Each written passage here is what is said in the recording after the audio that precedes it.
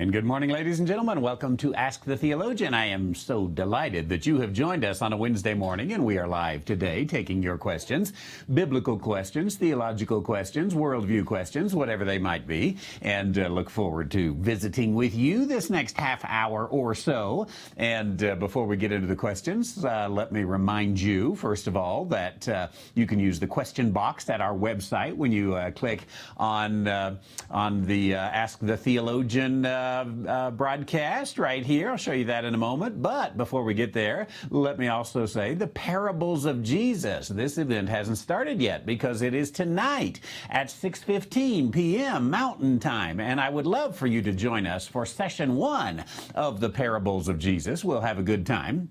And so, back to your questions. You can put your question on the Ask the Theologian button. I believe, let's see, if you just pull, I'll figure this out here in a moment. I think you can click the words right there, Ask the Theologian. There we go. And it will come up with the chat right there at the top as we see some of you on here. And I happen to already be logged in, so I could type a message to everyone right here. Hello, there we go.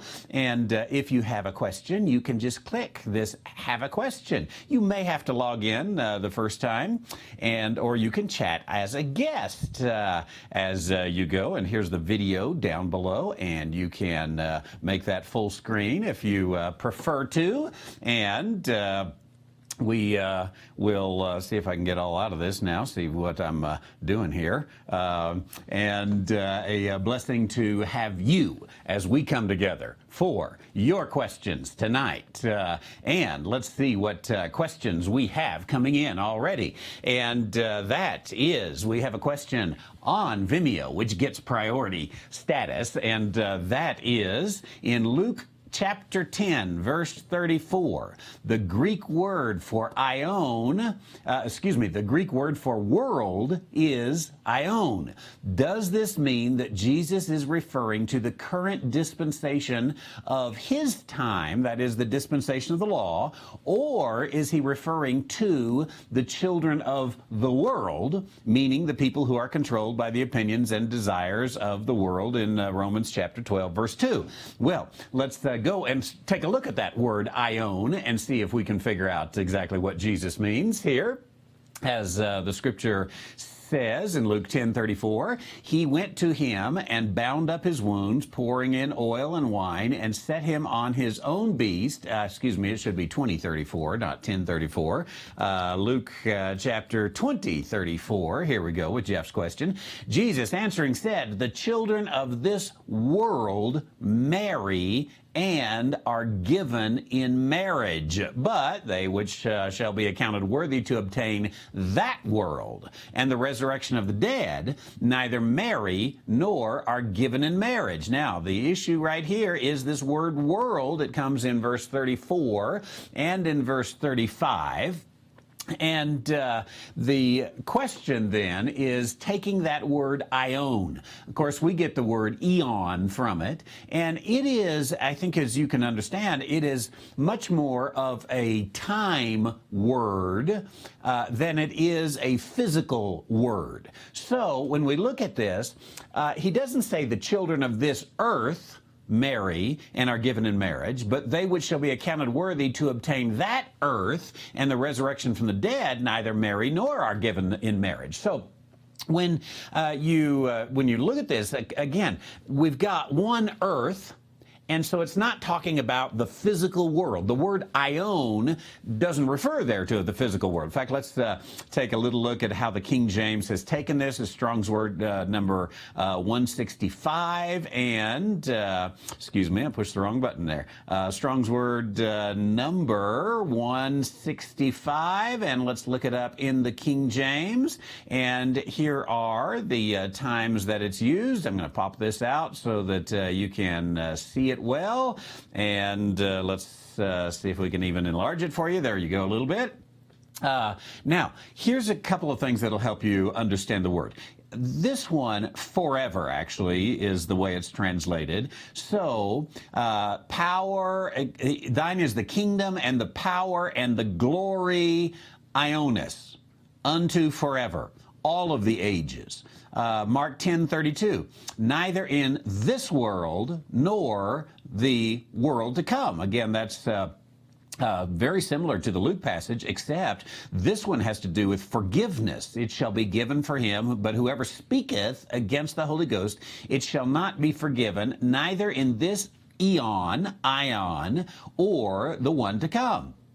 And so several times it's translated world here. Let's look at Matthew 13, verse 40. And it is, as therefore the tares are gathered together and burned in fire, so shall it be at the end of this ion, at the end of this world. Let's just scroll down. We have mostly world, sometimes forever.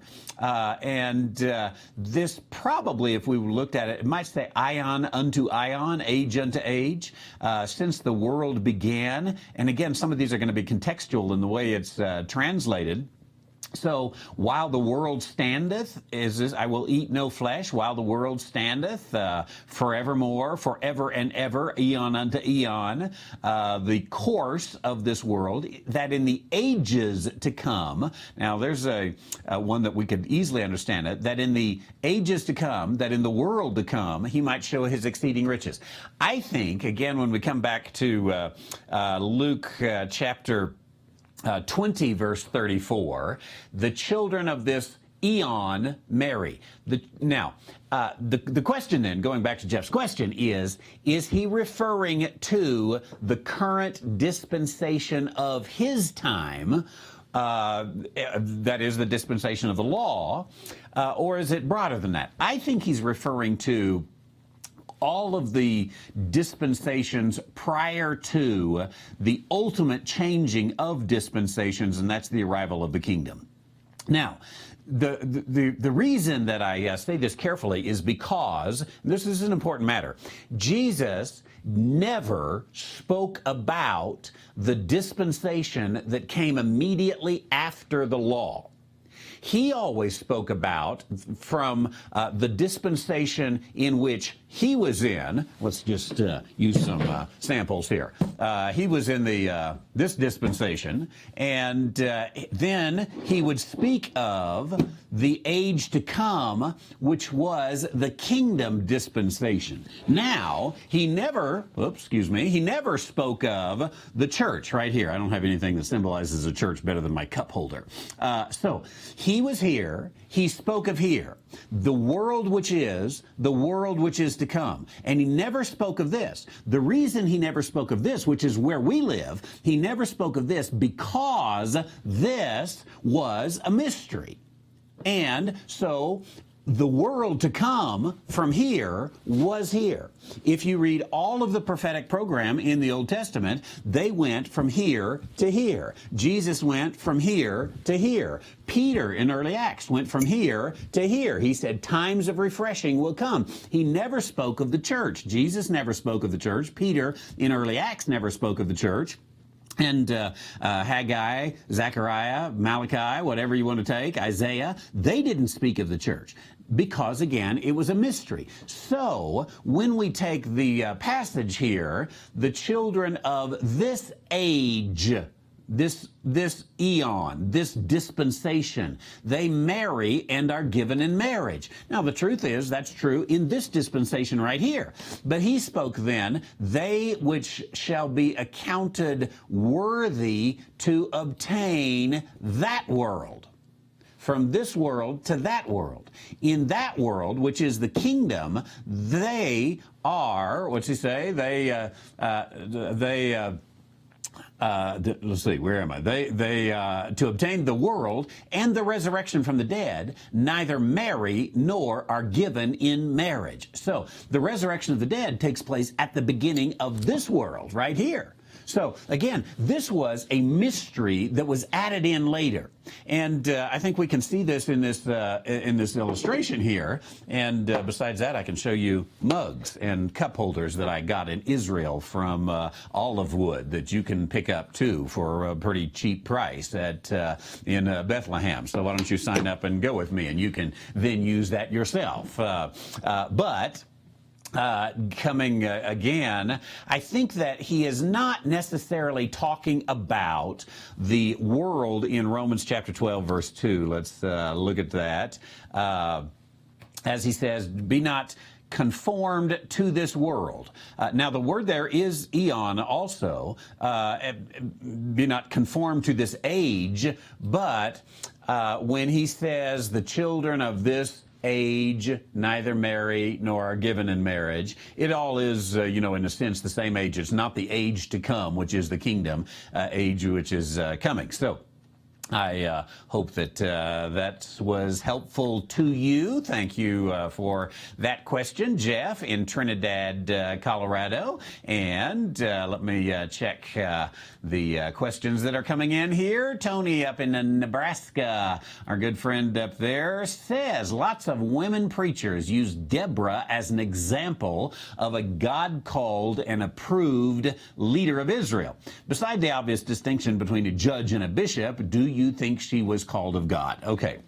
I have got, first of all, if I am able to find it, and let's see, I believe, and we're going to go on the website. You see some of the chatting right there, and I believe that we've got a sermon on Deborah, 30 biblical people you need to know. There it is right there. Number 12 is Deborah, and I speak of her ministry a little more extensively if you would like to see that. And again, I do think I agree with your statement of the obvious. She was not a pastor. She was a judge, and a judge really was not even a religious leader of the nation of Israel. A judge was a military political leader of the nation of Israel, and they were only drawn up when the religious leaders were not doing their job. Had there been an obedient priesthood, there would not have been an era of the judges. But the judges were those who did not, when the priests did not do their duty, the judges stepped forth. Sometimes I think you could say that the judges stepped forth out of the direct call of God.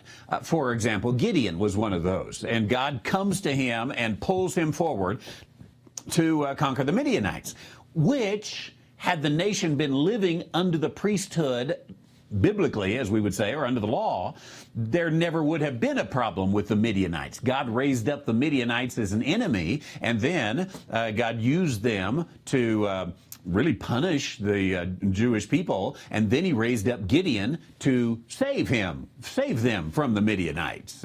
God's work in and out through all of it. But there are other judges who really just kind of said, if I can borrow a phrase from, was it Thomas Paine, who didn't have everything right? Now is the time for all good men to come to the aid of their country. And there were judges that just stepped forward in that. Now, where was Deborah on this?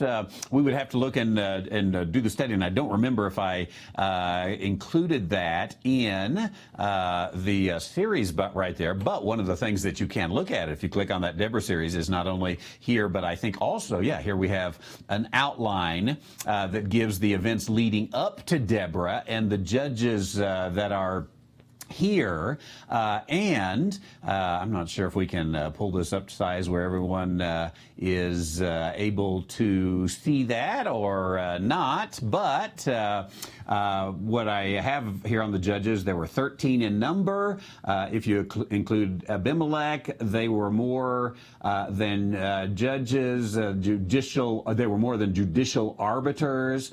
They were chosen and called by God. Okay, if I'm correct there, and we should follow that through, we would then have to say, okay, yes, Deborah is a woman God used, as I have said here on the outline, and God brought her forth to eradicate Sisera, the enemies that come there. And of course, there's some very interesting things that carry on through all that. But I think that what you have here is God. Let's make the assumption, yes, she was called by God. Does that carry over to say women should have leadership in the society? Actually, what it says is sometimes women have to step forth because men are not doing their work. And the men in this case were twofold. One, the priests were not doing their work. Two, was it Balak that comes along with her? Barak, excuse me. And Barak was, again, the leader, and he was hiding under the bed. So God finally comes and says, you all are so pitiful that I'm going to bring forth Deborah. And Deborah even says, hey, a woman is going to get the credit. Now, if you go back to that sermon, that woman is actually not Deborah, but a woman is going to get the credit, which she gives to Barak as a time of shame. And I think, obviously, we could get into many things on this particular issue, but I think that when you begin to look at it, you begin to see that it was not a good thing that Deborah was set forth. It was a good thing for the nation, but it was kind of a last resort because the nation was just so hopeless in male leadership, which is always bad in a church, always bad in a family, and always bad in a society. And if you go back to 30 Biblical Doctrines, you need to know, I think it's 5 or 6, the doctrine of broken relationships. I would say put that sermon along with this sermon on Deborah, and you'd probably have a pretty decent look and conclusion at all of that. Thanks for that question. And let's see, we have a question that I believe comes from, maybe it's Romania, and unfortunately, I thought I could click the translate button, but I can't. So, Adrian, if you can put that in English, I'll work through that. Did not give me a translate button for that. Unfortunately, but I thank you for watching. I think it's Romania. I may be wrong on that, by the way. And let's see. We have a question that comes from Cliff on Vimeo. Anything better than Mark Knowles, The Rise of Evangelicalism, you would recommend? He signed on to the ECT, the Evangelicals and Catholics Together. So that is our question. Mark Knowles does write on The Rise of Evangelicalism. I have to say, first of all, that I have not read the book. But I think from what I've heard, he probably gives a pretty decent description of the rise of evangelicalism. Somebody help me with the name here as I try to put this together. There was a fellow who wrote the history of fundamentalism and what a fundamental Meacham, J. Gresham Meacham. Did I say that right? J. Gresham Meacham. And let's see here if I can possibly discover the book that he has. J. Gresham Meacham is a trusted fundamentalist, and I'm going to see if his works are included here. Let's see, his works, I'm looking on Wikipedia, and here's some of the answers that are given. Christianity in Liberalism. This is 1923, but that one would be a good one to give the roots of the evangelical movement. What is Christianity is probably a decent one also. He wrote some good things, and he wrote them from a fundamentalist perspective, and his work there will give you the basic understanding of where evangelicalism came from.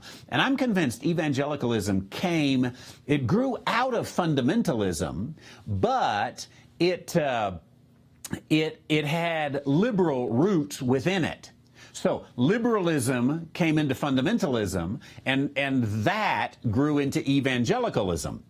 And it's often been said, in fact, I think I wrote in my little book, Why I'm a Fundamentalist and You Should Be Too, it's often been said that an evangelical is the son of a fundamentalist, and that in so many ways is true. But if anyone else has further word on Mark Noll's book, Rise of Evangelicalism, or if you know of a better work on the rise of evangelicalism, there also, by the way, was a work, let me see if I can find it, and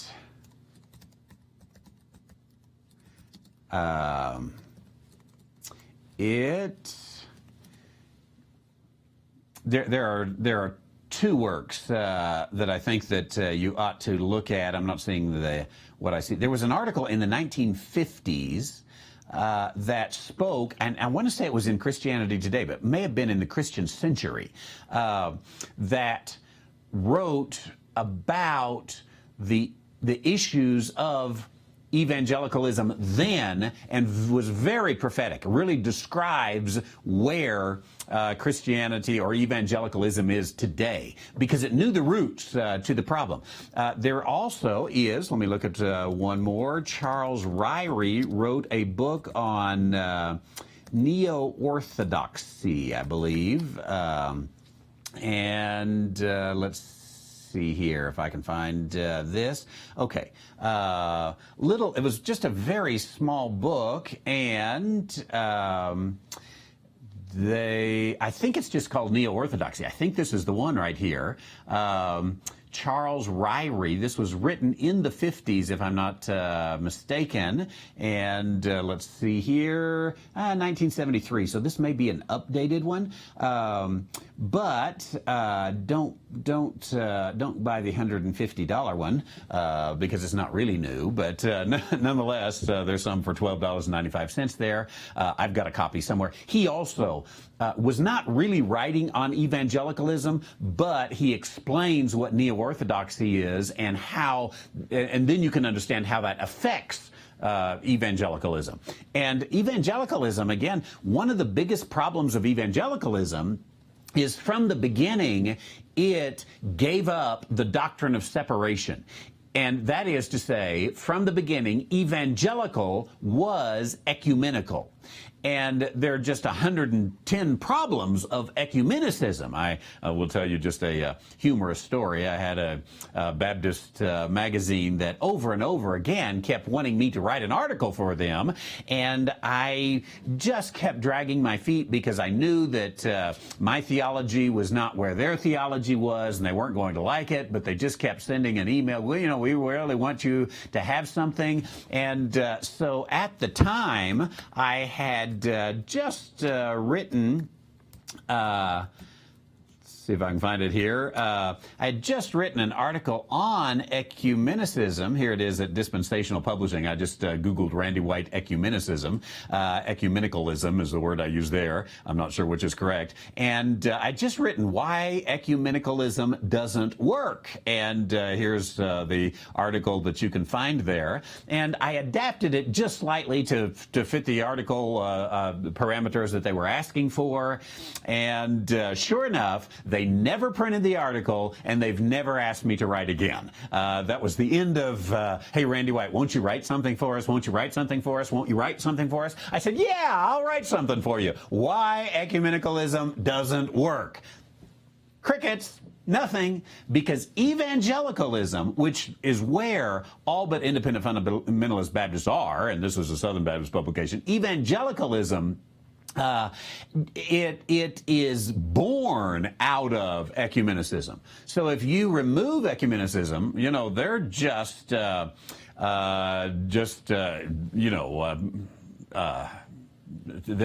sunk is what they are.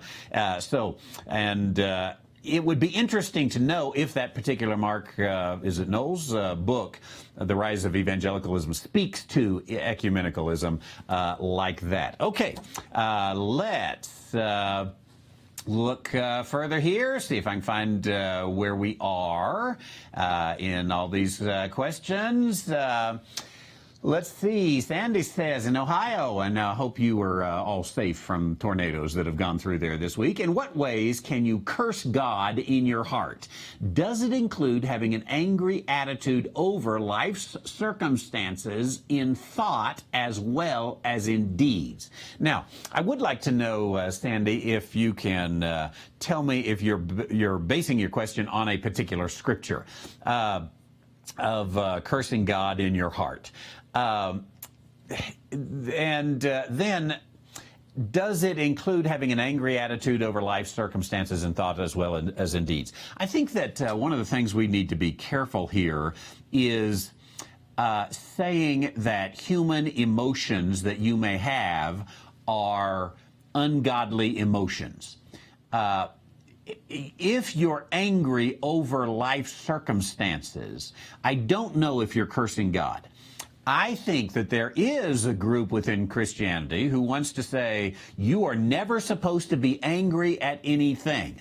I think that's a misinterpretation of Ephesians 5:18, which gives the command to be angry. It says, be angry and do not sin by letting the sun go down on your anger. That is, it says, be angry quickly. And I think in the Fact Check series that we did last fall, I have a sermon, I believe it is Ephesians 5:18, if I'm not mistaken. And so we have picked up along the way an attitude from liberal Christianity, actually, that says everything is supposed to be peace and happiness in our mind and soul. I disagree. I think we can be angry over life circumstances. Not anything wrong with being angry over life circumstances. I think we ought to get angry at sin that's around us. I think we ought to get angry at the state of our society today. I think we ought to get angry at some of the things happening in politics today, in government today. I think we ought to get angry over death, actually. I think if we get a cancer diagnosis or a heart attack or a stroke or whatever, I think that ought to, in a sense, make us angry. In fact, they say, this is psychology, and I don't know how much is to put into it, but they say that anger is one of the steps of grief. And, it seems to be natural with us. And I think that's because death is the enemy. We ought to be angry at the enemy. And so we don't have to have this sort of peaceful existence. Maybe this is why everyone's going to marijuana today, because they listened to liberal Christianity, and liberal Christianity said they were just supposed to float softly in the clouds, and it was supposed to be a wonderful experience every day, and won't you be my neighbor? But that's not the reality in which we live. Now, is it okay to get angry with that? I think it is. And I don't think that is a curse of God. Now, in addition to that, we might get angry over life circumstances if we take a Calvinist approach and say all of these circumstances came directly from the hand of God, or ultimately from the hand of God, which is, of course, what the Gospel Coalition teaches, which that is a Calvinist doctrine, that the circumstances of this day were handed to us directly by God. Well, in that case, if we're angry with the circumstances, we're angry with God. Again, I don't think there's a problem with that. I think that if somebody dropped a load of nails in the road and it causes us to get a flat tire, and that causes us to be late for work, and that causes us to get written up some demerits, and that causes us not to get the promotion, I think we ought to be angry at the guy who didn't take enough common courtesy to pack his truck right or to stop and pick up the nails. We can get angry over those things. So I think I want to question the assumptions a little bit on that part of the question. Is cursing God having an angry attitude over life circumstances? No.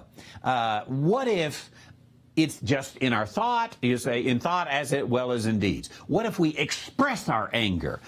Well, that's what Jesus did at the turning over of the temples, or when he called was it he or John the Baptist, or both of them, called the Pharisees a brood of vipers. Jesus didn't have a problem expressing anger, cursing the fig tree. That was expressing anger. It's through his life. I think we want to avoid being an angry person, somewhere we have to have the peace that passes all understanding, no doubt about it. Somewhere we have to get over it. Somewhere we have to realize that nobody wants to live with us or near us if we're just always mad about something. But we can do that without bringing, cursing God. Of course, an interesting thing in the book of Job, where the scripture says that Job's wife, you remember, said, curse God and die. Let me see that. Let me look at two passages of Scripture. First of all, Job chapter 1, verse 5 says, speaking of the sons, they were feasting. Job sent and sanctified them, rose up early in the morning, offered burnt offerings according to the number of them all. For Job said, it may be that my sons have sinned and cursed God in their hearts. Let me just look at my notes here and see if I said anything about that particular word there on cursing God in their hearts. I do not have a note on that particular issue. But if we continue to look at Job, we have... let's see. Put forth thine hand, touch. Okay, that's Satan speaking of Job. And here's Job's wife, Job chapter 2, verse 9. His wife said unto him, dost thou still retain thine integrity?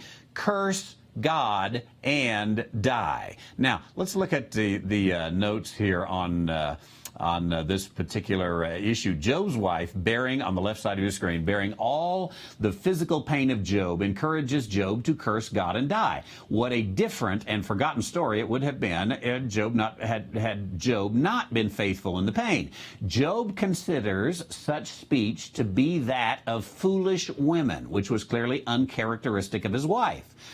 He said unto her, verse 10 on the right side of the screen, thou speakest as one of the foolish women. So he says, hey, curse God, that's foolish. That's like foolish women talk. That's not you, and that's not what I'm going to accept. Job commented that we do not have the choice of receiving only the good at the hand of God, but also must take the evil. In the Hebrew Scriptures, anything that is not part of the original created order was evil. Now, here's what I wanted to look at. The Hebrew word translated curse is actually the word bless, as it's translated in Job chapter 1, verse 21. Naked came I out of the womb, naked shall I return. The Lord gave, the Lord had taken away. Blessed be the name of the Lord. That blessed and curse is the same Hebrew word. However, in the context, the action is clearly not positive nor God-honoring. Therefore, the interpretation of the word is curse, understanding the Hebrew to be used as a euphemism. And so when she was saying, curse God and die, it's a Hebraism, a euphemism, that you could not use the word curse and God in the same sentence. So they would say, bless God and die. And in the same sense, we would sometimes say, well, bless your heart. That's a curse when we say, bless your heart. And so it's used in that particular matter. Can you, in what ways can you curse God in your heart? I think I think the way we curse God is we reject the worldview He's given us. We reject the understanding of the world as it is today. We reject the idea that there's sin and suffering in our world that Adam brought about and that we inherited. We reject the idea that there's a coming dispensation in which times of refreshing will come and will take away all that. So I don't think it so much has to do with our anger. That may grieve God. That may not be pleasing to God. But I think that it would be different than saying, being angry over life circumstances through there. Well, now let me come back, and we have a question. I'm going to show it up here on the screen, even though it's a question for Nathan, who he will answer directly. But says, "Hi, Nathan. Lori Struder here." Thank you, Lori. "I cannot log in here even though I do have a Vimeo account. I tried searching RWM on Vimeo." I'm going to try to answer that just as simply as I can here, and that is to say, when you go, there's two ways to do it. First of all, I believe you can go to Vimeo.com/Randy White. And Vimeo.com/Randy White, and indeed you will see, I think, the newest first, these are not in series order, these are in time order that they're given. Then you can click right here for today, for example, on the Ask the Theologian. And here looks like I happen to already be logged in. Let me try it here. I think I've got an incognito where it won't show. So on our website, randywhiteministries.org, if you click the video, you only watch the video. But if you click the title down here, then it will take you no, I'm not logged in. There we go. I see the chats even not logged in. And there are the chats, but I can't chat, nor can I ask a question because I'm not logged in. So you should be able right there to log into Vimeo or log in with Facebook, or you can also log in as a guest and happen to be Bubba, and click that and join. And now you see I can send in my chat right there. I'm Bubba. I can ask a question. I can also see the questions that are there, and I can click like and get it to the top. I hope that little intro helps there. Now, the question on you have a Vimeo account but you can't seem to do it, go to Vimeo.com/Randy White, see if that helps you, and maybe you can discover where we are there. Let's see, Laura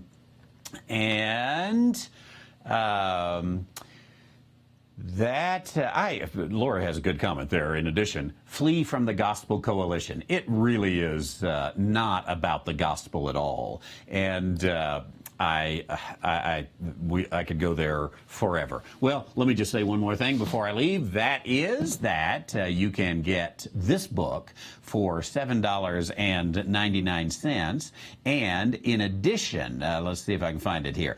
If you go to the Dispensational Publishing Facebook, which is facebook.com/dispensational, then you can see right here, came out on May the 27th, you can see this particular post here where you get the free cloth book bag while supplies last, and you get the book for $7.99 with the cloth book bag, or you can add a second book and it's only $12.98, and that special is going on. You can't find that at the website, by the way. You got to know the link, so that's where to get the link.